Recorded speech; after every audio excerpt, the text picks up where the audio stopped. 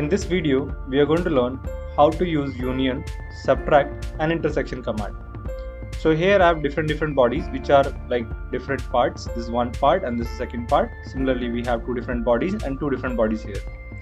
Now we are going to apply one by one. First, we'll take union command.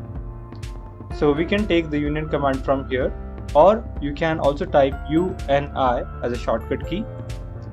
Select the object 1 and object 2 that you want to unite into one, enter.